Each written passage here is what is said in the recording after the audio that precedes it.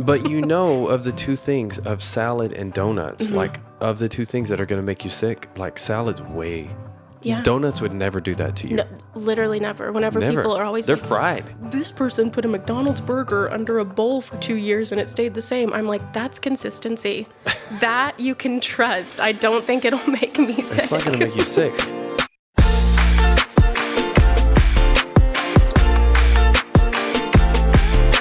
Welcome to the Better Than Ever podcast. Join me, Joseph Bailey, as we compare our current lives to the bad old days of the past, and we talk about what's better than ever. What if comparison isn't the thief of joy? What if it's the key?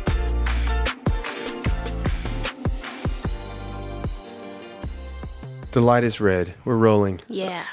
You went to photography camp?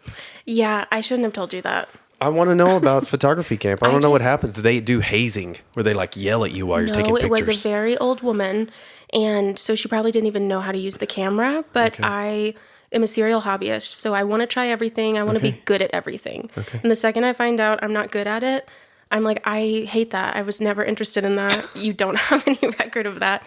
But this was the era of Facebook when everyone was a photographer because everyone had a camera. Yeah. And I was like, oh, it's subjective. I could be good at this. Like, you could do whatever and be like, no, it's supposed to be out of focus to like show emotion and depth. It was one old lady. Yeah. So I went to a photography camp in Albany, Texas, and was not good. Even the old lady knew that I was not good at photography. So She's like, you're never going to make it to the big city of she's Abilene. like, you're never going to be a creative director of photography. And I was like, well, I don't want to do that. So I'll be fine. How long did this camp last? I think it was like a half day, 2-day type of venture, but you didn't like stay overnight. no. That would be pretty intense. That would be like This weird old lady. Yeah, like we're taking pictures 24/7. This is a boot camp, a photography boot camp. It would be like Hansel and Gretel or Yeah, something. but I mean, I went to a cooking camp growing up. I went to an art camp growing up. Like, I'm telling you, anything that I thought I would even remotely be good at, and still to this day, when I broke my foot last year, in the middle of being in a cast, having my boot on, I bought a skateboard and a helmet and all the pads because I was like, I just want to try skateboarding. You're gonna do it. And my mom was like, I don't think we should be spending money on this, but I'm an adult and it's my money, so I bought it anyways. I'm an adult. But you know, everybody starts bad, right? At everything, yeah. But I think there's been one time in my life where I was like semi-good at something, and I was like, this is what it's supposed to feel like. What? What were you good at? I couldn't even tell you. I'm trying to That's think. how memorable it was. That's how memorable it was, but that feeling stays with you. It stays with you. It does. What? You broke your foot? I don't remember this. Yeah, I've broken lots of body parts all the time, but I fell down a set of stairs and broke my foot. So in 2012 I broke my 5th metatarsal. Is that the toes? That's like this part of the foot. Okay. But to me the hardest part was that, and I wore a boot for 5 weeks and it worked. Like it grew back together. Yeah. It was awesome. The worst part, one of the worst parts was people would be like, "Hey, how's your ankle?" And I was like, "It's my foot." Yeah, you're like hey, everyone knows the foot is more essential than the ankle. it just bothered me that people were like, "How's your ankle?" I was like, "This is, like, you don't stop even know saying me. Ankle." You don't even know me. I know, that's right. Yeah, I've like broken my finger in front of Patrick Mahomes in college. Like In front of him? yes, it's like I can't just like break an arm or something. It has to be It has to big. be like a crazy, chaotic experience. So it's wild. You have another Patrick Mahomes story, right? Don't you have a couple of Patrick Mahomes stories? Yes, he lived across from my sister in college. Yeah. And so we would always try to hang out with him. And he never wanted to hang out with us. But we were friends with, I say we, my sister and her roommates were friends with some of the other guys on the team. Yeah. And so they would come over to their house and hang out all the time. But it's like the guys who knew that they were it obviously didn't come around. Yeah. So we were like, oh no, but we're friends by association. Like, you know us. And he's like, I have no idea who you are. So after a game when they lost in 2016, we were like, okay, we're going to go take him some cupcakes and beer and stuff like that and just tell him like, we're sorry for your loss, but not about a relative, about this game. And it was like the movies where as soon as we knocked on the back door and they reluctantly opened it and we handed it to him, they had like 10 locks, it sounded like, just slamming the door shut, dropped the blinds like, and my brother and I were like, just walk back across. Like, this is so defeating. So it was sad. It wasn't like well received. Like, wow, this means so much to me. No, yeah, he didn't care at all. which is fair. Okay. It's like we want to make you feel bad in your misery. We were trying to do something nice, but it was selfish. We were like, we want to be friends. He didn't. We haven't even gotten to what I want to talk about yet, but this is good. I like this. So, have you ever thought about, like, you're a little bit Instagram, like, you're a little bit social media famous? Yeah. Has anybody recognized you out? Yes, I've been Really? recognized. Yeah, I've been recognized. It's just like being a professor. You're like, oh my gosh, this is my city. This is my city, and everyone knows me yes, here. Everyone knows me. I've been recognized a lot in Abilene. Yeah. But in Dallas, at a few concerts, I've been recognized by people. Are you serious? To the point that they've come to take like pictures with me, and I cringe the whole time because I just feel so uncomfortable and it's weird. But like, guys, no. I'm like, I'm just a normal girl, you guys. That's funny. That's funny. It's been strange. I always think about like what kind of famous person I would be, and it wouldn't be good. No. I'd be like, no, I don't want to do it. No, Yeah. I don't want to do it. Because half of me is like, this is stupid. It's not real. But then it's like, that's what you signed up for. Sure. That's what's frustrating to me about movie stars where they're Yeah. like, the paparazzi is following me. I'm like, that's what you signed up for. like it's not something new. Like Yes. you knew that this was You knew part this of was it. coming. Yes. This is what you wanted. Yeah. Yeah. But I don't really, it's nothing really anymore. That's more of a past life kind of thing. So The paparazzi has forgotten you. They've moved on. like the most recent time I was recognized was in the Walmart grocery pickup.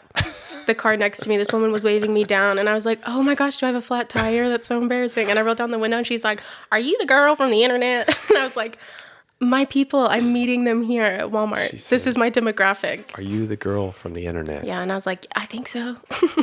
I don't know which girl. And your deals on Facebook or Instagram or TikTok, like what? It's just all of it. Oh, I was a it's all of child it. of the Okay. internet, Okay. and so All right. it's everywhere all the time. Okay. Just a mess. But maybe not the internet. Yeah. So, okay. But I was like, I'm that girl. I'm the internet. I am the internet. That's funny. Yep. All right. Okay. So tell me, what's your story? Where'd you grow up? What's your deal? So I'm an Abilene local. My mom grew up here. My dad grew up in Albany, like 30 minutes away from Abilene. Yeah. And so I grew up in Abilene, and I lived here until I was in 6th grade, when my family moved to Albany because my dad wanted us to have the same small town experience that he had growing up. Yeah. Which is one of the best things that's ever happened, of getting to stay around Abilene. Like, you don't realize how great it is until you leave. Yeah. And even then, I never thought I would be the person saying that, but I do love being here.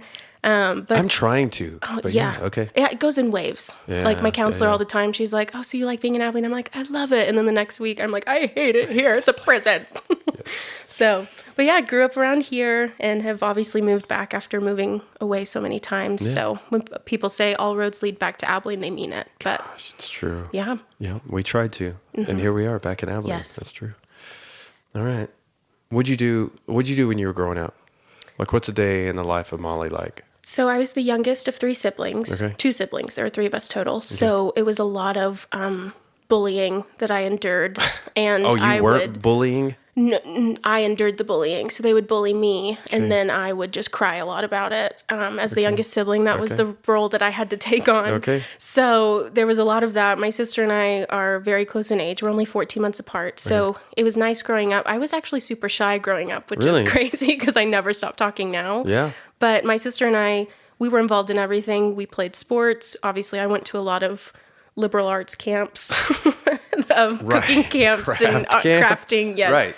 So we just wanted to be involved in everything and try everything. Yeah. But it was nice because I had my sister to do it all with. So Very nice. It was great. But That's cool. It was always full of sports, and my mom was a stay-at-home mom. So she basically was just a taxi driver for however many years of her life and dropping us off everywhere. So super involved and quite wild. Crafts and sports? Crafts and sports. What You can't sports? put me in a box.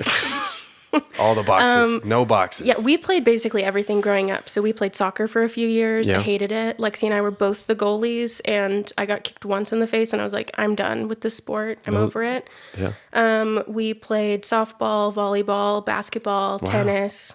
We even did cheerleading for a little bit. Yeah. Not for me. I tried out for mascot twice in high school and lost twice. What? So my sister beat me out once, and we don't talk about it still. Ouch. But yeah. Ouch. So we've done everything. I was a dancer for a little bit, a gymnast. Then at some point I was like, this isn't for me. Like, I'm self-aware enough to know I was the girl in the class that should not be in the class. Like, it wasn't cute anymore. It was like, I don't like this and I'm not good at it. I have to stop. Yeah, serial. What you Serial call it? hobbyist. Serial hobbyist. Is that in your tagline on Instagram? It should be. I've talked about it before. Hobbyist. I say that I've coined that term, but you never know with the internet. I'm like, maybe someone else said it and it just was so deep in my brain, but I'm going to claim that Serial hobbyist. that I coined that term, but maybe not. That's your book title. Yeah. Serial hobbyist. Yes. Yeah, All the time I'll say something dumb and I'm like, oh my gosh, that should be my memoir title one day. And I'm like, I'm never going to write a book. Writing, it's hard. Oh yeah, you've written really, a book. I'm here with a published author. Yeah, oh my gosh. And famous. like, yes, totally famous. And nobody stops me. Nobody's ever stopped me. Yeah, it's sad. You should put your face on the cover of the next book and then you'll get stopped. That's the key. Yes. Okay. All right. Noted. Yeah. Noted. So yeah, it's hard. It's really hard. So you're from around here and then you go to a school. What school do you go to? I went for college. Yeah. Yeah, I went to Texas Tech University. I followed my siblings there. Okay. Loved it so much. I'm a Red Raider for life. I get very passionate about it and still just so aggressive about sports all the time. Aggressive. Especially tech athletics. Yeah. But yeah, I went to Lubbock. Most of my friends stayed around in Abilene at that point. So it was definitely a different experience. It felt really comfortable because my siblings were there, but all of my friends and community and church friends all stayed in Abilene. That's the year that they had a bunch of the local grants at the colleges. So so many of them took them up on that and stayed around. Yeah. But yeah, went to Lubbock. I actually ended up moving back to Abilene to finish my degree. My last year was like a practicum year. Yeah. So I moved back and started working at the church at Beltway, and then moved to Dallas after that. And now I'm back in Abilene. Then you're here. I know. So it's just, that's been my life, is like moving away and moving back and then going away a little bit further and then coming back eventually. Yes. So definitely. And what was your major? My major was community, family, and addiction sciences. Addiction sciences. Oh, yeah. And so I first majored in like early childhood human development stuff. And I thought it was more in the nonprofit realm, not like actually children development realm, which is, I was just stupid because like early childhood development, I should have known what I was getting into. Yeah. But when I learned that it was just an easy, simple major switch I had a lot of the same classes and was just a little bit different as you got older and into your other major classes. Yeah. So I ended up switching, stayed in the human sciences college and everything, but very specific major at Tech, but it really just involved working with nonprofits and addiction sciences. And I actually went and got my master's degree after that. You did? Addiction and recovery sciences. What? And I don't use it. Know this. What do people do with this degree? So I wanted to get my master's degree anyways, because at the time when I was looking at certain jobs, even in the nonprofit world, you just needed a master's degree. Yeah. And instead of doing like an MBA or something crazy where it was like, I don't want to do that. Like it would be good for me to know that, but it would be such a struggle when I was already working. And this is when I was in Dallas and was working for a nonprofit headquarters there. Yeah. It was like, I don't want this to be just another thing that's a super big burden. I wanted to actually enjoy what I was studying. Yeah. And I had learned through getting this job too that it really doesn't matter what your degree's in all the time. Sometimes it does, but most of the time they just look for the degree. And so I was like, I loved addiction and recovery sciences. At Tech, they actually had a collegiate recovery program. So it was like athletes that were on scholarship. They would give scholarship to people in recovery that if they came and were a part of this program and at least minored in it and participated in stayed in active recovery and things like that, they would give them huge scholarships and housing and all kinds of stuff. So the people in my classes, it wasn't just like another girl from a small town. Most of the people in my classes were like 50-year-olds that were now in college. And so we would kind of read a little part of a book and then someone would raise their hand and be like, yeah, when I lived under a bridge in Austin, when I was strung out on heroin, and I would just be like, wow. So most of my classes were basically just that experience of learning from other people's stories and using them as kind of clinical studies. So wow, it was really cool. Yeah, but, that is cool. Yeah. Very cool. Yeah. Okay, so let's talk about what's better than ever to you. What's better than ever?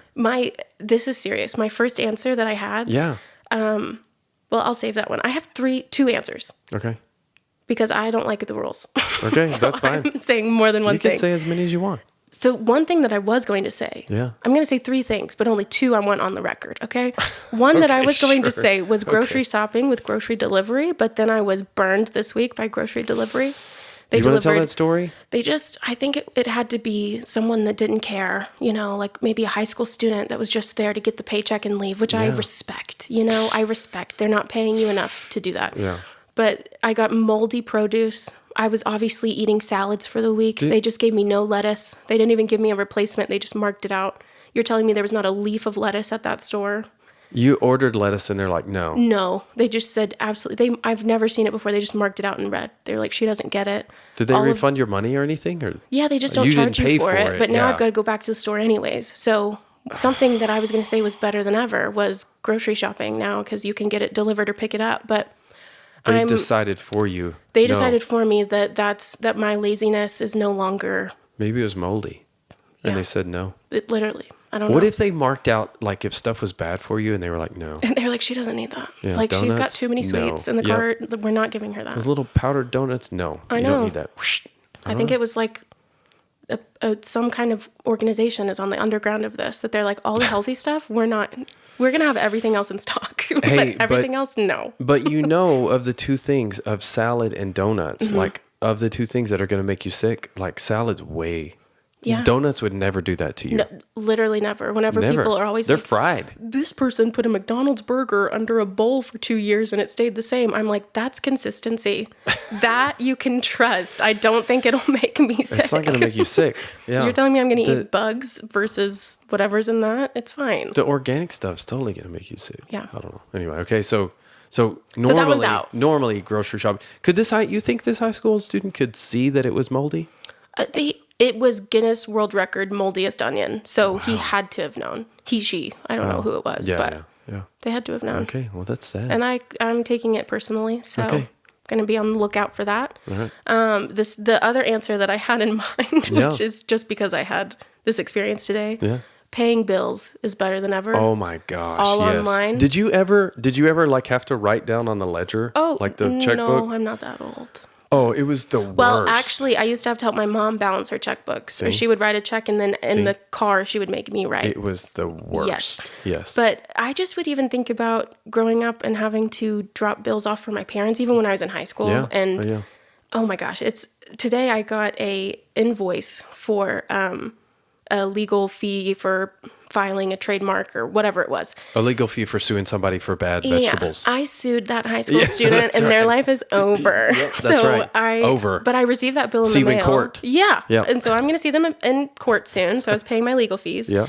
And they didn't say anything on the invoice about paying online, but I was like, I'm just going to see on their website. Yeah. So I went to their website. Of course, you can pay online. And I was awesome. Like, there's just something about not having to write a check and put it in the mail that I'm like, worst. Paying bills is better than ever because you don't have to do anything. Automatic. Yeah. Wow. Like I just get an email that's like, thank you so much for being a great citizen and paying your electric bill. And I'm like, you did it for me. It's amazing. You're welcome. Yeah. I'm so happy. Venmo, paying a landlord with Venmo or whatever is amazing. I still have to write checks to my landlord. And that is, I'm trying to get him on that train of like, how fun would this be if you did this? But yeah, we need to have a talk about that. Yeah. It's way better. But I'm still writing checks for that. So it's fine. That's the only reason why I have checks. Literally. I know, yeah. I use 12 checks a year and it's 2 pay rent. So. Yep.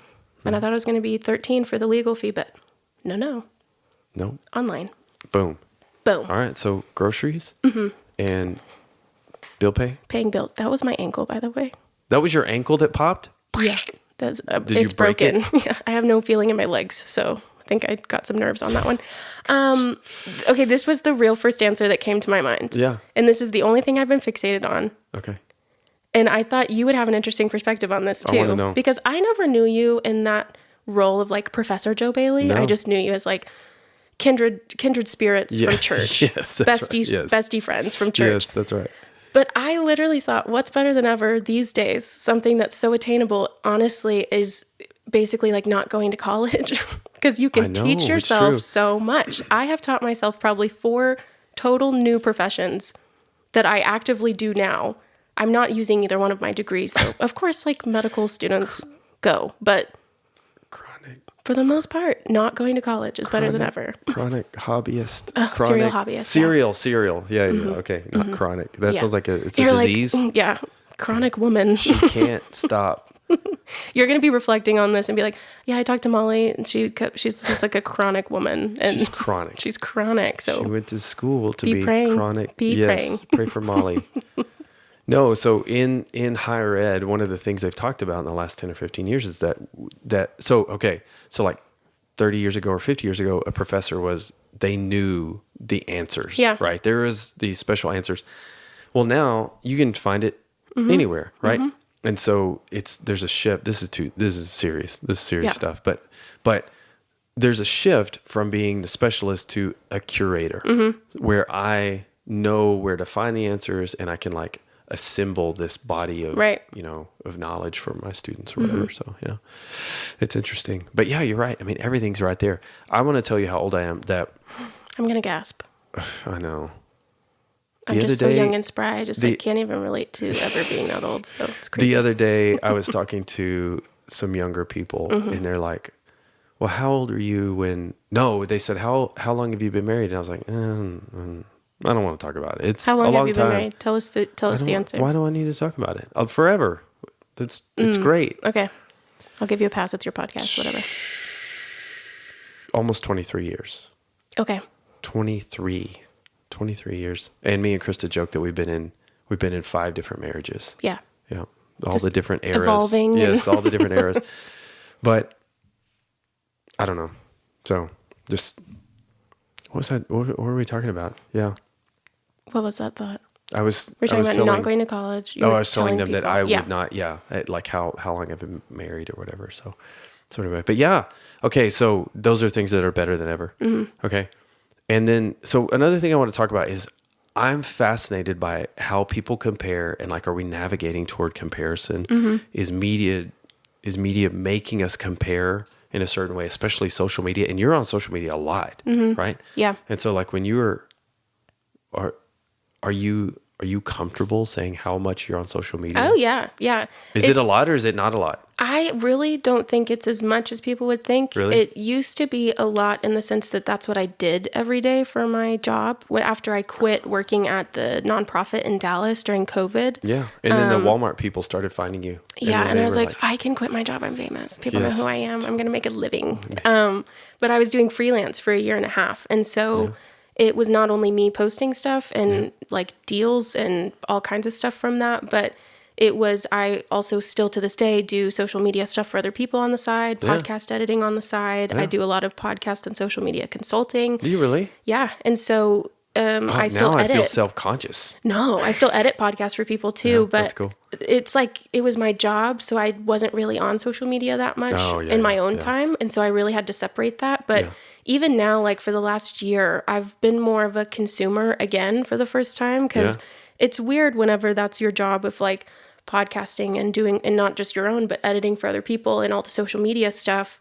Everything begins to be comparison. You can't even enjoy stuff anymore because I would find that I would listen to someone else's podcast and be like, I wasn't listening for the enjoyment of it. I was listening to be like, I could have done that better. Or, man, I wish I would have thought of that. That's so great. Or what's some other segments I could do? This is so fun. And it was just like, I listened to this podcast for 4 years before I ever started one, and I can't even enjoy it anymore. Oh, yeah. So it was super frustrating and sad for me because I think that was a real identity crisis. I think I said it earlier, but I really am a product of the internet. Like, I got my first cell phone when I was in 2nd grade. Wow. And so, and even then that was early, but my parents, like, again, we were running around all the time. My sister wanted a cell phone because someone else in her class got one, so they just got us all one. And like I had a MySpace in like 4th grade. Did you really? Yeah, that's like the beginning of MySpace and things. So now I was just thinking the other day, like my Twitter anniversary popped up and it was like 13 years on Twitter. You were the first one on Twitter. And I was like, wow, I started Twitter. That's so crazy. But I was like, for someone that's 25 to already have a timestamp of my 13-year Twitter anniversary, I was like, that's crazy. Like kids nowadays, of course, are growing into that even more. But it was such a weird shift of being kind of the first wave of kids that were growing up with that, I guess. So in that sense, it's like I am a product of the internet. My humor was formed solely on Vine when Vine was alive. I loved Vine. Oh, it was so good. I loved Vine so much. And I had to, like, I would it was like a guilty pleasure. Yeah. Like I would put it on my phone, and then how long were the videos? 4 seconds? 5 6 seconds. 6 yeah. seconds. Okay. Gotta So be quick. in 6 seconds at a time, burn an hour. Yeah. Like easy. Yeah. And then I would have to delete it. Yeah. And what was the best Vine video? Oh my gosh, it's the one, this one's kind of dark, but it's the people that are all sitting around. There's a few. Okay. One of the best ones is when the marquee of Del Taco was messed up and the lady's filming it and giggling and says, "Free Shavacado, because come down to Del Taco, because fresh avocado was all messed up." We still quote that one all the time in our offices. That's awesome. And the other one that's my favorite that I reference all the time is it was a bunch of people sitting around a table and they were doing a presentation and they had written on the board rapist, and they said, "What's worse than this?" And they pulled off a paper and it said child above it, and someone deadpans to the camera and just says, "A child." Again, no one else thinks it's funny. I die laughing, and I'm like, this is my problem. That's funny. This has formed my humor as a person. It's like a weird Michael Scott moment. Yes, absolutely. So, I mean, all that being said, now my social media consumption, I think, is more of an... what am I trying to say? It's more almost research-based for me, because it's like, even when I would watch DVDs when I was younger, my sister would get so mad because I would always, after the movie, go to the main menu, watch the bloopers, watch the extras, just everything, the highlights, the making of it. I was just fascinated. I've just always loved information in that sense, and like the peek behind the curtain, or the feeling of like just being on the inside and knowing something. But I've always been so inquisitive and just wanted to know how things worked and how things were made. And so I find myself today still doing that. YouTube is a lot of my media consumption. And it's the same thing of looking at interviews and looking at the process of how stuff was made, and especially with comedy and SNL, like just seeing the background of all of these people, and now getting to go back and see like comedians that weren't even around when I was growing up because they were already dead, but that have formed so much of my humor. I think too of like Lucille Ball. I can't remember what year she died, but I always was watching I Love Lucy growing up because my mom loved it. And she formed so much of my first love of comedy and of wanting to be in that space one day. And now I can go back and watch all kinds of documentaries and interviews from friends that knew her and just get to know more about her life. It's fascinating to me. So that's cool. I'm either rewatching like New Girl on Netflix over and over again, or I'm on YouTube. It's not so much scrolling on social media anymore. So but that's my main consumption, I would say. YouTube's great. It's so great. So good. And again, that's where I teach myself how to do 8 different professions. So that's right. Highly recommend. That's great. That's funny. Okay, so let's go back to when you were a kid. How did fake media stuff, how did a fake show affect how you thought about real life? Well, I think I remember when we were young and we would just be fascinated with what was on TV because we would always just be watching movies or DVDs. So when we were finally old enough to have a TV in our room and we had cable, I remember my sister and I would always stop on like MTV because they would have these reality shows that were just crazy. Oh no. And like we didn't even understand what was happening. So I think in an overarching way, it was so weird to see that and like just see a totally different world than what we would have been exposed to, which I think happens all the time now. But it was really that first, like my parents didn't even know how to handle that or what to do. They were like, "Why are you watching Flavor of Love?" And I'm like, I don't know who this man is, and I'm 7 years old, so I have no idea what I'm watching. But you liked it. You were onto it. I think it was just so out of anything that I had ever seen or known that I was like, I don't know what's going on right now. Like dating shows and things like that. When I would watch those growing up, or even game shows, it would just be like, these people are so weird and I don't know what's happening. That's funny. So I think I would watch it from a point of fascination almost, of just like, I can't even comprehend. Was that your ankle that time? That was my left ankle. Yep. Something's in the water. Yeah, I don't know what's happening. But I think too of even the movies that I watched growing up, we would obviously watch Disney movies, but my parents also had us watching the strangest movies ever. Like my friends would go on road trips with us and they're like, "What are you watching?" And we'd be like, "Secondhand Lions. It's the best movie ever made." And stuff like that. So I think it was always, I think I was able to really fall in love with media and production and this whole world that I now work in a lot of ways, because I was seeing like things that other kids my age weren't watching all the time, but that became the standard for me. So I think there were a lot of I fell in love more with what was happening in the music or the storyline or even like the cinematography of it before I knew or had words that that's what I was enjoying. Yeah.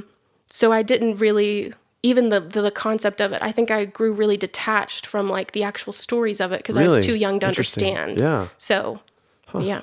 So I haven't really fully unpacked how that affected how it me. shaped you. Yeah.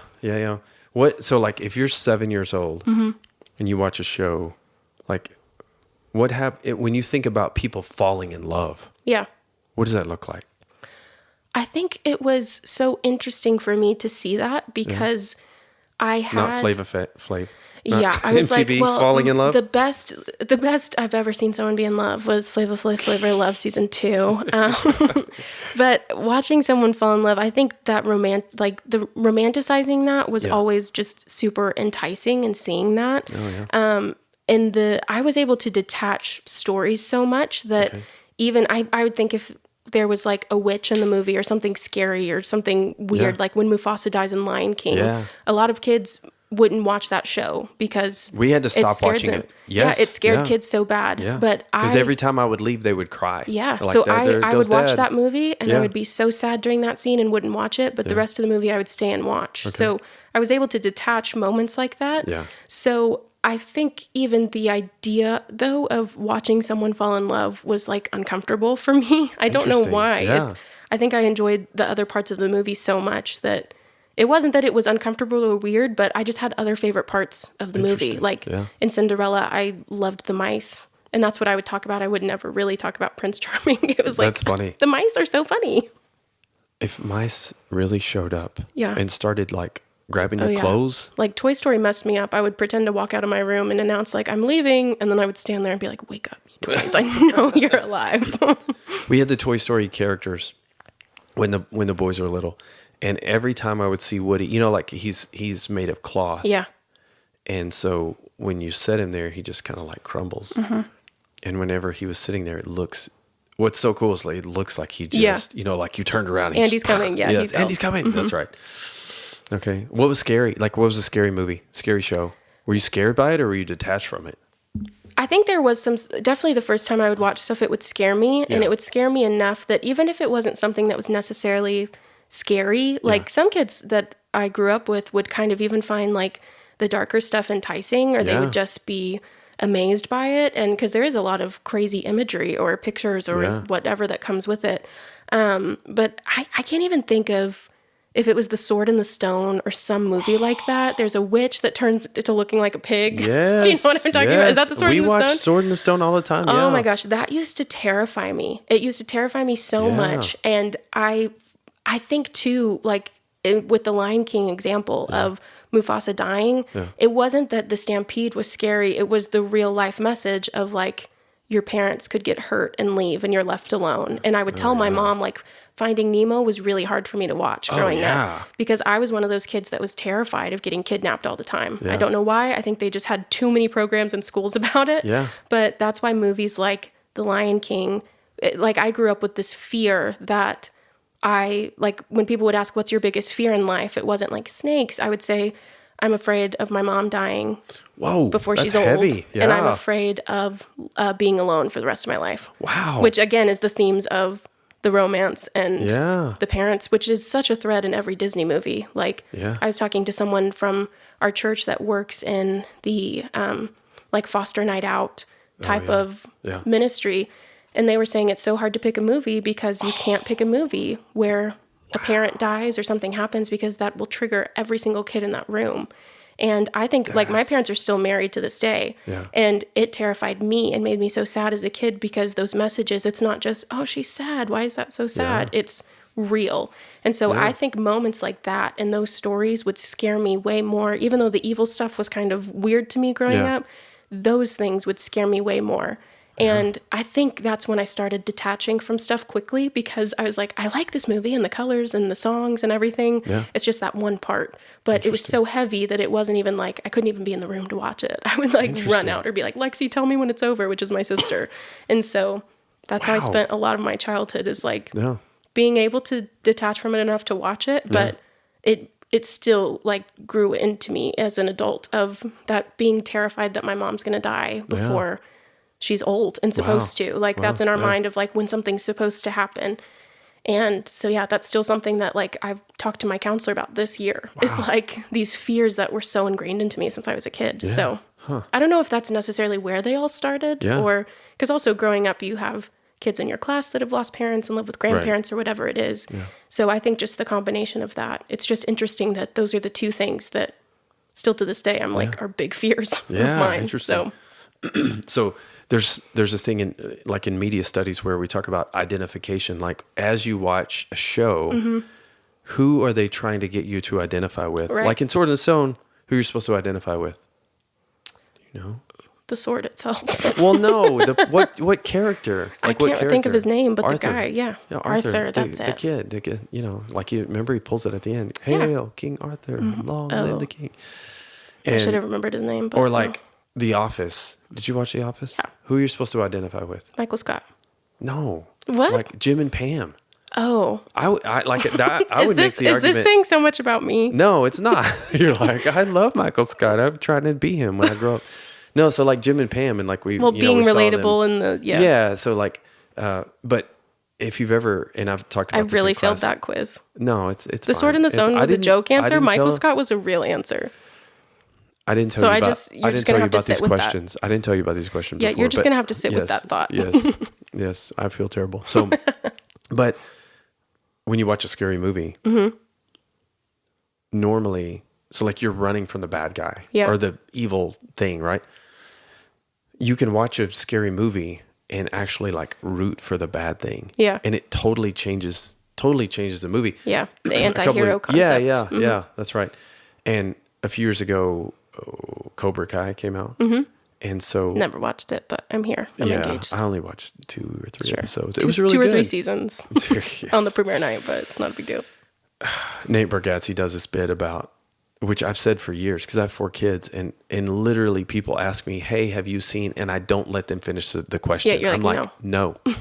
And they say, well, you hadn't even say what, and I'm like, I haven't seen it. I literally haven't seen it. Like, I've been watching the same movie since 2006, so no, I haven't seen it. Well, no, I've just been, just their movies. But, But anyway, like if you, old school Karate Kid or Cobra Kai, like the good guy's actually kind of like the bad guy in that because he comes to town. He's like a new kid and comes to town and like gets this guy to beat up the other guys. Anyway, so it's all interesting. So the idea of being like, what's scary, what's terrifying, the witch that turns into a pig, and then the chicken pox or all that. Yeah, I totally remember all of that stuff. Yeah, definitely. So, okay, we talked about what shapes you. Do you still, you still feel like you're watching YouTube? Are you watching movies right now? Yeah, so I will sometimes take breaks. I do it a lot in segments of like, if I actually want to watch something that's coming out though, I can't commit to watching it every week. And the instant gratification of Netflix and things like that has totally changed me. I don't want to watch anything that's happening right now. I'm like, I love watching that. Love it so much. I'm not going to watch it on TV though. I'm going to wait a year for it to be on Netflix. And my friends are like, why would you do that? And I'm like, my mind, again, I'm always about the information. Yeah. I want to know. I want to see things, like not just for the sake of not being patient, but it's like, I want to be able to piece it together and think of it on the spectrum of everything that's happened. So it's a ton of binging on like a Saturday where I'll watch a whole series on Netflix, like a whole season and a half or something. Yeah. And so I would say though that I haven't really gone to like the movies in a long time or anything. Yeah. I mainly wait for them to come out on streaming stuff, but I would say like YouTube is the main one still for me, but Netflix is always in the background. But yeah, I think I honestly love to read. It's like, really? I'm just basically a grandma in a 25-year-old's body. And so I read all the time and I will buy books that are actively coming out, or I will, I feel like I'm in the know in that space because now books so instantly are being turned into TV shows and movies. So I think especially with Netflix, like I almost feel like, oh my gosh, I'm so in the know about this. I read that book 2 years ago. That's funny. But yeah, I think that's the main stuff that I spend my time doing is like reading or rewatching the stuff and investigating it deeper. So yeah. it's kind of boring. Have you found yourself like, it's so hard to just watch a show? Because in our house, we talk about no double screening. Mm-hmm. No double screening. You know, so you're like watching this and doing this on your phone. And so I really try not to, even though sometimes I do that. And one of the reasons I like to go to the movies is there's this weird sort of like serenity. Yeah, it's such an experience that you're like, because you're not supposed to be on your phone. Yeah. So if you are you on your phone at the movies? No, okay. I'm not that person. I'm not either. Yeah. So if you did see somebody not that you can do anything about it, but if you saw somebody on their phone at the movies, you'd be like, what are you doing, bro? What are you doing? The movies? I know. One time when we lived in College Station, they only had one movie theater, and it was like there were so many people there all the time. And so we sat in the back, and it was before reserved seating. You're going to talk about what's better than ever. Reserved seating at the movies. Yeah. The worst. I've now found myself getting anxiety when I go somewhere for the first time and there's not like reserved seatings or reserved table. Like I'm just supposed to walk in there and figure it out. Like I want to look at the menu online before I go. Like I want to be prepared. I want to know what I'm getting into. I want to know what table I'm sitting at. Yeah. So now when it's just like, no, they don't do reservations, just go and figure it out. I'm like, what? What are you talking about? But yes, the movies is a great example. Wild West? Yeah, what do you want us to do? What year is this? Yes. So me and Krista are at this movie. It's a Bruce Willis movie. And it's like 20 minutes into it. And this guy and his significant other sit down beside me. And he leans over and he says, hey, what's going on in the movie? Absolutely not. I was like, immediate slap in the face. No, you're breaking every rule. That's not. I just pointed at the screen. I was like, I just also, watch. Anytime people will ask me in the movies, like my dad, if he's like, what's going on? Can you explain this to me? I'm like, I'm watching it for the first time as well. I cannot explain what's happening to you. Please don't talk to me. We're both getting this information for the first time at the same time. It's so bizarre to me. Or like, I still watch. This is something that I do still keep up with is award shows. I love watching award shows. Do you really? I love it. I love the drama of it. Wow, there's always pop culture moments that come from it. Yeah. And so I think especially just with what I did for so long, I already loved it, but then it's so easy to create content out of those moments. I mean, you think about Will Smith slapping Chris Rock last year. Like that.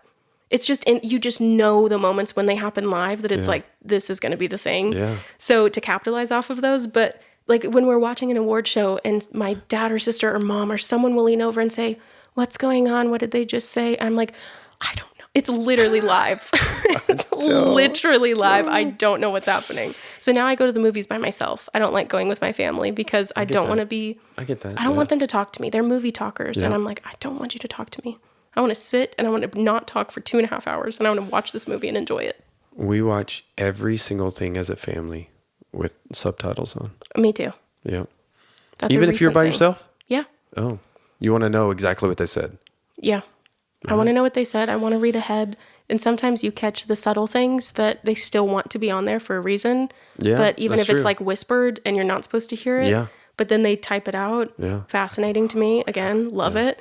But I wasn't a subtitle person until I lived with my best friend Lonnie, and she would always have subtitles on at our house. And one day I was like, why do we have the subtitles on? Do you have to have them? Lonnie. I can't believe you live in that household. And she was like, well, I was an immigrant and my mom learned English from subtitles on TV, so I keep it on. That thought made me cry. I was like... Really cry? Oh, actually cry. I don't know why. I thought it was so sweet. And I was like... I didn't even have the perspective just to see that. Oh my gosh. And I've kept the subtitles on my TV ever since. She shamed you. She shamed me and Lonnie. She was right. She was right for it. And she's changed my life because now my world is better with subtitles. We went to see Jesus Revolution last night. Mm-hmm.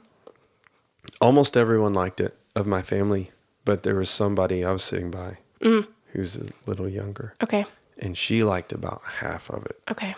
And then the other half, she was like, just like a whisper, just pummeling me with whisper questions all the time.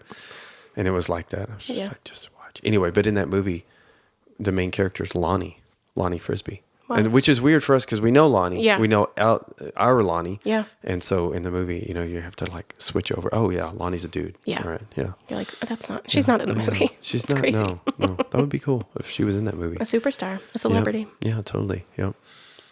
What's going to happen with What's going to happen with entertainment? You do this. So I'm what's the going to expert, happen? the entertainment correspondent on this podcast. Where's the future? What's going to happen? I think so many people now, like when you ask little kids now what their dream is, so many of them, it's not just like a far-fetched idea either, but a lot of them say, I want to be a content creator. I want to be a streamer. Yep. And because they're seeing that you can do something that you love to do and something that is, quote, easy, or I don't think it's just because it's easy. I think it's because also their friends do it. Like everyone that they know relates to it. Yeah. And so they want to do these things that they already know how to do well, and they just want to capitalize off of it and all the stuff that comes with it. But so I think that's going to be really interesting now because there are so many people that still are going to college. Yeah. And I hear them talk about it on TikTok or whatever. They're doing a vlog and they're like, yeah, I'm going to the school, getting my degree. I'm so thankful to do it, but I'm already signed to this agency, or I'm already making almost $1 million just on social media. Oh my gosh. That's wild. I don't even have to be in school type of thing. And so they don't really have an end goal. Yeah. They just have this idea of what they want to do. And so I think that's really specific for media is because I think the people that grew up doing theater or music or whatever it is, they're still going to fall into the arts and those spaces of like movies and music. I don't think that's going to go away necessarily, but everything else surrounding it, of the marketing or of just social media in general now, like that is the way that information is being delivered. That's the way that people aren't going to the movies anymore. They're sitting at home at TikTok at night and just watching it for forever. And like people are putting all kinds of productions on apps like that. Like they're literally spending thousands of dollars and planning out this full production of a movie that they're only releasing in segments on Instagram or on TikTok. So I think that's going to be really interesting because there are so many people that see that that's accessible to them, but they don't have an end goal in mind with it. They don't have the ideas of the business behind it or monetizing that more. Like you can't just count on always being the talent. And I think that's something that like athletes talk about a lot. And it's something that actors will talk about a lot of like, if you could give advice to your younger self, what would you do? And athletes are always like, get a finance guy. Like you're not going to do this forever. Yeah. Realistically, you maybe have 4 years if you're lucky. If you're lucky, and you're just going to plan on living off of that for the rest of your life. Like things like that, that there's just not really much of the future thought that it's like, if you're just holding on to yourself being that, or other people always consuming content or just always being a consumer of content and never adding to it, I feel like it could get really lopsided really fast. Like there's going to be a lot of people that have big identity crisis, like when they're in their mid-20s, when they're like, no one cares about me anymore, and what do I do? So I think that's going to be really interesting. Yeah. So I don't know what's going to happen with it, but in my house, Mr. Beast is a big deal. Yeah. Are you familiar with Mr. Beast? I know who he is. Okay. I don't really watch his stuff, but I've seen his videos. Yeah, I don't either. But he's a big deal, and he's a huge content creator. Yeah. And so, what's cool is he like gives things, he gives things away, and so he adds lots of value and things like that. So yeah, what I love about even what we're doing is the barrier to entry is just so low. Yeah. Whereas if you think about recording an album in the 80s or 90s or early 2000s, you needed, it was a huge production, and you really the reason you have a record company is because they're the bank, right? Because they've got to book studio time and got marketing and all this stuff. But it's so attainable right now. So it's pretty cool. And you can find, you probably had this experience before, and I've talked about it before on this podcast, where I follow somebody in particular and he has 4 million followers. And so I'll reference him to someone else thinking, of course they know whoever. And they're like, no idea. It's so saturated too that zero, totally no comprendo. Yeah. Yes. How do you say that in French? I couldn't tell you. I stopped doing that. Oh, no Duolingo in French. You shouldn't have brought that up. Yeah, it's rude. It's really sad. So yeah, and there's so many silos or whatever. And I just wonder, when does it become saturated? Right. Which is like... For forever, I was telling people, like, to start a podcast, like, I know you want all the things, but you really just need your computer and a mic and like just start it. That was just my advice to people, is just start it, like the consistency of it and just starting it. Yeah. But now, and that was even only a year and a half, 2 years ago, when it's like podcasts are obviously super popular, but there was still such an entry and a zone of like, do it. Yeah. Now, since people are not just podcasting, they're video podcasting and doing more of a radio show even, I would say, but it's Yeah. based on like a daily podcast is so crazy to me that there are so many people that do that. I'm like, Exhausting. you're basically Daily. just live streaming every day like a radio show. Wow. That's what you're doing for 4 hours a day. That's so crazy to me. Yeah. That I'm just like 4 hours a day. crazy that I'm just like, first of all, how do you not run out of things to talk about? Yes. You got to feed it. Yeah. Right? And second of all, now it's like it's always growing and the ante is always more and more and more of what you're going to have to like dive into almost. So because a lot of people don't think about, when they think about starting something and what they want to do, it's like the Mount Everest of thinking. They're like, I just want to be famous. I just want to do this. And I'm like, you've got to really determine what you think success is. Yeah. Because if you're waiting to do 3 episodes and you're famous, I'm like, people like, you've got to have that determination and that mindset of hard work and what that looks like and evaluating success. And so I think that's something that's going to be it's going to really tilt the scales a lot of people that are willing to learn that and adapt to that versus people that, especially like kids growing up right now, of what that's going to be. And I'm learning that for the first time too, I'm totally re-strategizing how I do everything of like, I can't just do this on my own anymore. Yeah. I've got to start thinking about how to keep adapting it for the future. Because I think we wait until something totally breaks before we fix it. We really go off the mindset of, if it ain't broke, don't fix it. But in this realm of media and the consumption of media individually and on a large scale, you cannot do that or you are already 10 years behind. It's like, true. Yeah.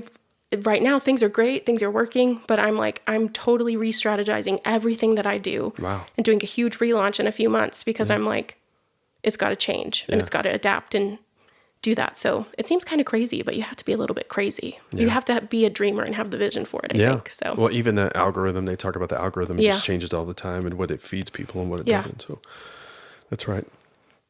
What is one of the things that I like to think about is like, who are you giving a seat? So like if you had 5 chairs and you only get 5 chairs and you get to seat a social media person in each of those 5 chairs. Yeah. I mean, do you think about it that way or no? I mean, do you think about like, are you letting people in? Are you letting people speak into your life? Like people who you think follow? about that constantly. I think about what I'm allowing not only in my life, but what I'm allowing directly to be said to me with comments. Oh, yeah. And you got, that was great. Oh, that's one of the reasons why I stopped doing everything that I did almost a year ago is because I mean, it was a mix of that. And I had a traumatic thing with my previous counselor and all of it led up to this place where it was like, I do not have the foundation or the strength to keep going in this because it would be tough. Oh, it's so terrible. Like it's so bad. And so with that, like, I think about that all the time of not just what, like the people that I'm allowing into my mind and what I'm consuming, but also the accessibility that you give other people to speak into your life. Because I had to start thinking like, if all of those people were in this room and that one person, even if 9 people said something great, that one person said something bad to me on social media, it feels detrimental. I don't know why it feels so personal. Personally, with me, if I was in an actual physical room with those people and one person said something bad, I would look at them and it wouldn't be so personal because my first thing would be like, hey, are you okay? What are you talking about? Yeah. First of all, shut up. Second of all, what's going on? Like, I don't even know who you are. Stop. Like, why are you being like that? Like, I would almost laugh it off of like, that was the craziest thing. Like, wasn't that weird? But everything else feels so permanent and personal. And I still don't know why that is. Yeah.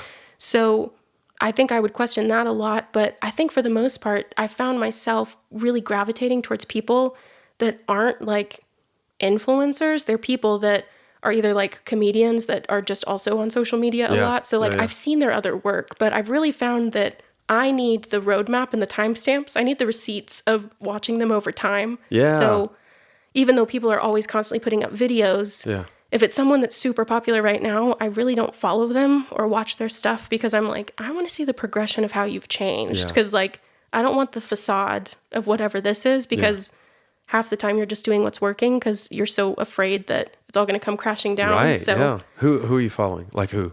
I think a lot about like comedians like Nate Bargatze, who we've talked about. Yeah, it's he's like, so great. I love watching his stuff, his old specials, like not just from one source, you know, like interviews where he was on other shows and things like that. And now his podcast, which is so funny. Like I want to see all those things. I want to watch it.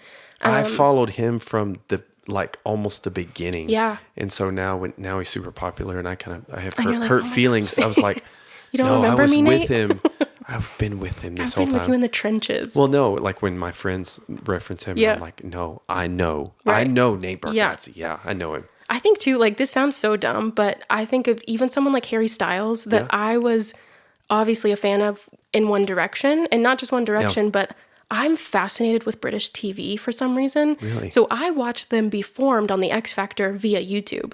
I would watch the British X Factor clips on YouTube and was like, you guys, there's this crazy band of guys our age, and I love them, and I'm so obsessed. Like the real first fangirl moment. Yeah. So I think now this is a great example too of over time, of all the members of that band, there are so many that I don't even follow anymore. And it's not because, they've lost hype or they're not as popular or whatever. It's just like, I don't like who you've become as a person. And I know a lot of that is really fake, but two, at some point, even if you don't know these people, you're just like, I don't get a good feeling from them, and I don't want to follow them anymore. Absolutely. So I think even stuff like that over time, like you really do feel like they're your friends or you know something about them just because of time. It's detached enough that I'm not delusional of like, we're best friends. But it's like, you get to be proud of what these people have done, whether it's comedians that started out on YouTube and you watch them just make videos with their sister and now they're headlining Radio City Music Hall and stuff like that. That's cool. It's those moments that like you do have the ability to be super proud of someone and also be able to know like, oh my gosh, it's humble beginnings. It's almost like if you grew up with someone that was famous, even if you didn't really care what they were doing, you would still be able to say like, they're awesome and they're a super great person because you know you've seen it over time. Yeah. And I think that's the same feeling for me. It's like, even if someone's super popular, the first thing I do is I'm researching and I'm seeing their digital footprint and also just the things people are saying about them. And it's not so much of like, I want to get this person. It's not in a cancel culture way at all. Because even if I don't care what they do, it's like, okay, whatever. Yeah. It's in a way of like, I want to support people that have been, that you see over time, their change, that you really get a feel of who they are. So that was a long answer, but are you keeping up with Dusty Slay? No. I think he's great. You're like immediate follow. You should. I've seen his videos on Facebook and stuff, but I don't even think I follow him. Yeah. I think he's really funny. So, Krista likes to follow somebody who, they're trying to like make an online presence. She likes to follow them in the early stages, when they have like 500 followers or whatever. And then she's like, oh, so-and-so's up to like 20,000 or 50,000. And it's not even like trying to get something from them. It's like you see them post a code or whatever and you're like, I want to support them. I could just buy that product, but I want to support them because I've seen this growth over time. It really does feel like a friend in that sense that like that's cool. You have a closeness with, which is very strange. It's a paradigm that I don't think has really been around because even in movies, like in actors and things, it's not the same because you didn't see the behind the scenes stuff. Like if a celebrity, take Beyonce for example, I've always been iffy about Beyonce, not because I don't think she's great, but I'm like, and it's not that she owes me that. It's not that people owe us that at all, but I'm like, I don't know anything about your life because you don't let people behind the curtain, which good for you. Yeah. That's awesome for you. But for me as a consumer, it's like, I think you're great, but I'm never going to become like fascinated with who you are as a person or like proud of what you've done if I don't see what it took to get there. So that's cool. I like that. I like that idea. Do you know John Mulaney? Mm-hmm. Have you've seen his stand-up? And he's got that bit where he talks about writing for SNL and working with Mick Jagger. And people say, how are our famous people great? And he's like, no, they're terrible. Yeah. So I love John Mulaney. His brain is so fascinating to me. I know. It's really great. I was just the other night watching all of the like Diner Lobster skits and all of those like inside joke skits from SNL. Yeah. And now that every time he comes back, he does a big production of like a musical based on New York City. Yeah. And they make me laugh so hard because of the lead up to it that like he pitched this for like 10 years and no one ever wanted to do it. So then when he came back as a host, he was like, we're doing this. And it was instantly a hit. Like the people in the studio were giving a standing ovation type of stuff. So it's those moments that I'm like, his brain is a wonderland. And those are the people that I'm fascinated with. And I mean, that's a great example too of what we're talking about is you see all the things that have happened in his life. And even if I'm like, I don't know anything about this guy or it feels kind of weird, it's still like I feel like I have enough equity in people because of what you've seen that it's like, you don't give up on, it's not the instant cancel culture type of stuff. It's like, hey, that was a terrible thing to do. And that wasn't great, but also like, try again, go have fun. I don't know. Very cool. Live your life. All right. Let's wrap up. So what's a book you're reading? What's a book everybody ought to read? I don't want to say favorite, but what's a good book? So a book that I recommend to everyone, which I feel like a lot of people have read it in the past 2 years, which is great. It's a Christian book, but it's called Rooted by Banning. I'm going to mess up his last name. Leibster? Okay. Don't really know how to pronounce his last name. I probably you read it. botched that. Because you read it. You don't know him. No. So, I also went to Albany High School and Texas Tech, so sight words, tough.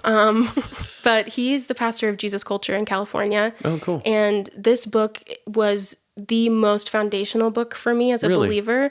I just had a crazy few years where like I didn't want anything to do with God when all I'd ever done is work in ministry. Yeah. Now I'm working in ministry again, and also so many other things. Yeah. Even in the moments that I despised the Lord and wanted nothing to do with it, I still read that book that year. Yeah. And I took so much from it. So I think that book is absolutely essential for people to read. That's cool. Yeah. So I love that book. The book that I've been reading lately that I just started is called All My Rage. I don't really know anything about it yet, but it's a family story, some drama dynamics in there. Right. So it's nonfiction? Yeah, live book club. So I don't know. That sounds pretty dramatic. But it does, and I'm excited. I want to feel something, you know? All right, yeah. What's your favorite candy? Reese's, duh. Reese's what? Minis. Because they have Reese's Pieces, Reese's Cups, but Reese's Minis. Pieces are trash. Everyone knows that. When you go to the movies, everyone knows that. When you go to the movies and they only have Reese's Pieces, I don't even get it. You don't need it. It's horrible. They're so expensive. They're so expensive for no reason. But minis, like in those little foil dudes. No. Okay. No? What is this? Well, those are the Reese's snack size. Reese's Minis are the ones that are in the package all together. They're just loose in there. Oh. But they're the miniature ones. You don't have to like... Oh, they're so fun. No mess, no wrapper. Stuff. They're the best for the movies because, like, when you take Starburst to the movies, you're like, I feel so stupid. I have a mountain of trash right now. I'm having to undo it. I don't know what color I'm having. You need to be doing surgery. But with the mini Reese's, just boom, just pour them out. No trash. It's just pour enjoyment. Them straight in your mouth. It's a beautiful process. What's your favorite candy? Ooh, peanut M&Ms, 100%. That's a good one. Yep. I love peanut M&Ms, but I stopped eating them because one time on a plane, I got them out and some woman was like, I'm deathly allergic. I was like, well, you need to toughen up because I'm about to eat these peanut M&Ms, ma'am. I didn't say that. But you didn't eat them? No, she was going to die. I don't want to kill a woman on accident. If I'm going to kill someone, it's going to be on purpose. That was a joke, you guys. That was a joke. Calm down. So just the act of chewing peanuts would have killed her. I guess. It's like the kids in schools. They have to ban peanut butter from the whole campus because someone has a severe peanut allergy. But I didn't think it would I guess, I don't know. I guess just the smell even closes up their little throats. When you're on a plane next time and somebody's about to eat something, you should just I'm allergic to that. Whatever. I'm allergic. Wait, is that? Yeah. Is that a Reese's Mini? I'm allergic to that. I'm way allergic to that. I'm like if you want to see to brown, orange, and yellow dye. So if you want to see someone die on a plane right in front of you, you just tear into that. I'm just going to look them in the eyes and say, "Whoa, are you trying to kill me?" And just see how they interpret it. I don't know. I'll tell them later it's about the peanut M&M or the Reese's Pieces, but in that moment, I'm just going to see what they say. Just see what happens. Just see what they think I'm talking about. It's on a plane. The rules are real weird. I know. People can say whatever. I'm like, I hate beef jerky more than anything, and everyone on this plane is eating that right now. You don't see me crying. You really do hate beef jerky. Oh my gosh, it smells I'm really so bad. sensitive to it that someone even just opens a bag, and I'm like, oh my gosh, someone has it. Someone has it in my general beef vicinity. Jerky, corn nuts. I am neutral about corn nuts because I don't eat them. It's just smell. To me, it's just like it's so okay. stout. You're still on that train. Yeah. I don't know. Okay. I feel like I knew that about you, which is weird. Do you talk about that a lot? No, I don't. That's really weird. But I'll eat corn nuts. Yeah. I don't know what they are. They're corn? Are they hominy or something? I don't know. They're like petrified hominy. Yeah. I don't know. And I'll eat them. It's just that when you're not eating them, the smell. Like my dudes love Taco Bell. And when I'm eating Taco Bell, that's great. But when you're not eating Taco Bell and Taco Bell's in the room, it's like, light it up. Potent. Yes, definitely. Where can people find you? You're going to start up your podcast again. I'm starting up my podcast again. I'm very excited about that. Where can people find Molly Lee? I'm dangerously easy to reach and to find, but I think I'm everywhere on social media at Molly Lee 31. Molly Lee 31. And the podcast. Why 31? What's that? This is people are like, oh, is that like your sports number growing up? Yeah. No, one time at a church camp in the summer, they were giving away a MacBook to my grade because we brought the most people. Okay. They're the most people per grade or whatever. Yeah. So a Beltway camp. What? So I had drawn the number 31 and I won a MacBook. And I was like, God loves me. That's the one. This is my number. That's the one. So whenever, again, child of the internet, okay. As I started making profiles, that was very much in my 31's my lucky number phase. So then everything, I had a few other handles for a while in college and stuff. Yeah. But I just would always end up changing them back because I don't know. Yeah. So then Molly Lee 31 stuck because then I had some weird stuff blow up and I was like, I guess this is who I am now. This is it. Yeah. All right. Okay. They can find you Molly Lee 31. Yeah, it sounds like the same name. My parents didn't think that through, but yeah. Or some people think my name is like Anna Grace, like those girls that have two first names and a middle name. They think my first name is Molly Lee. And so people are like, well, what's your last name? You're like, I said it to you. Yeah. I said it. I can't tell you how many emails that I get where it's all together Molly Lee because they think that's my name. Mm-hmm. Molly Lee. Okay. All right. I have a first name too as a last name. So that's true. People, do people not trust you because of that? I've heard some people say that. That they don't trust people with two first names. Two first names. Mm-mm. That's right. I've heard that. I've probably said that before. In fact. I'm someone that knows you, and I don't trust you. So. We both have two first names. That's true. So I don't know. Much to think about. Yeah, much to think about. All right. Well, check out Molly Lee. Thanks so much for having me Molly on. Lee, no last name. Nope. She's just Molly Lee. I'm just 31. A country girl with a double name. That's right. Well, thanks for coming on. Thanks for having me. Thanks. If you liked ideas like these, check out my book, Like a King, Compare Yourself into Happiness, where I compare our lives to the kings of the past, wherever books are sold. Just kidding. It's only on Amazon.